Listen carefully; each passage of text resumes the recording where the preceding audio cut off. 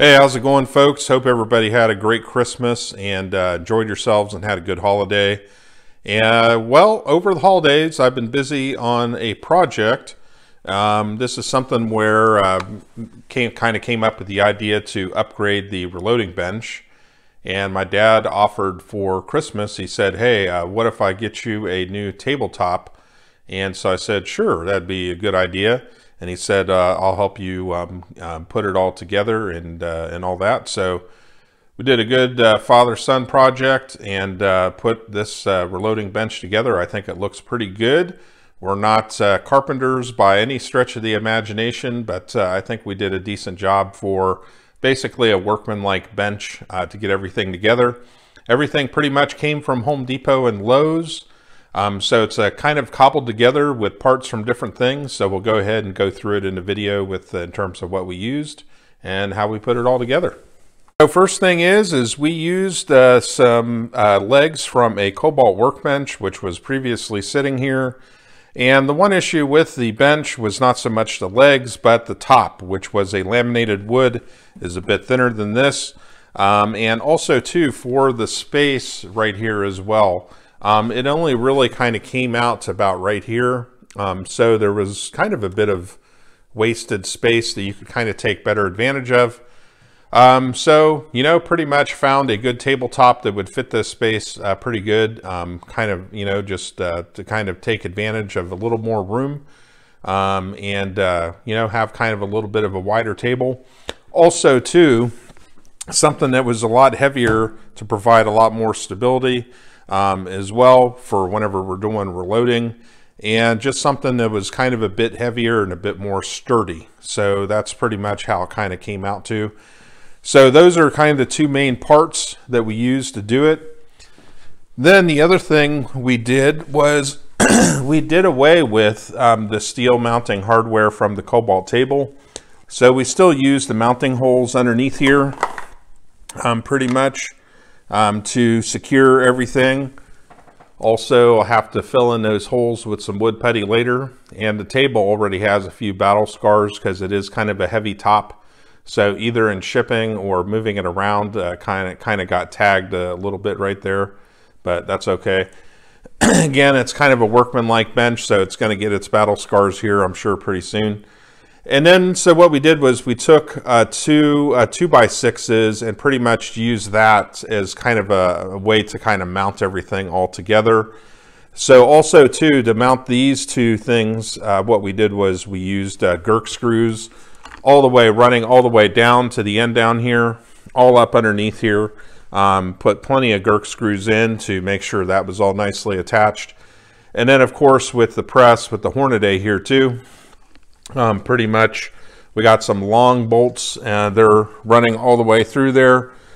So that kind of ties it all in together as well. So, you know, pretty stable. Now, the other thing too that you might have noticed already is that the table is a little bit kind of off center, and it's not a problem at all.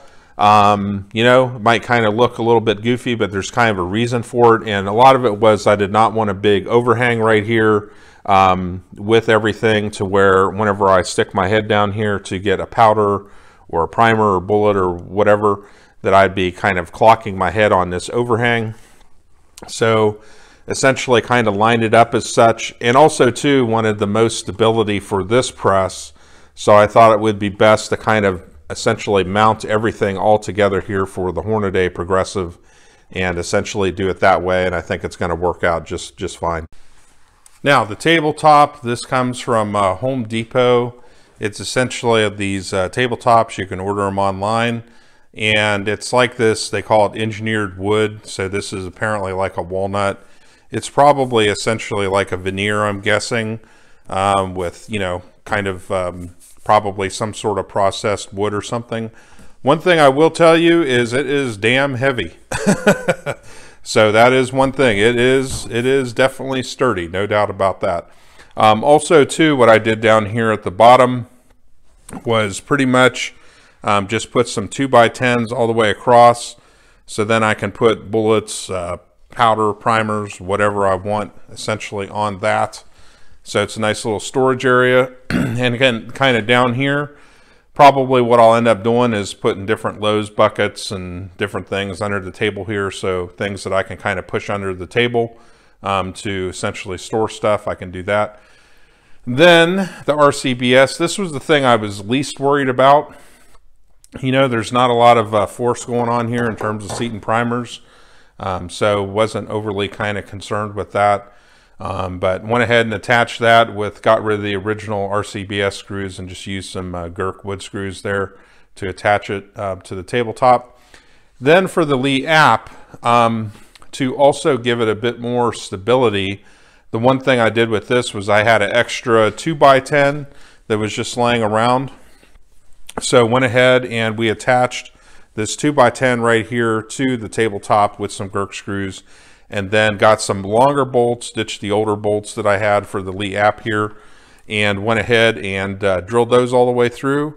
So I can't remember how long those bolts are, maybe 4 inches, something like that. I can't remember. Anyways, there's some pretty long ass bolts that went through there to attach all that.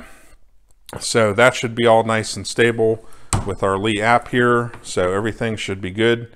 Definitely a lot better than before with that Kobalt table.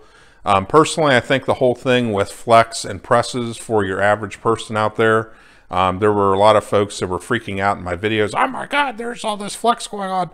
You know, I think for the average person, it's not that big a deal, and I'm actually going to do a video demonstrating it.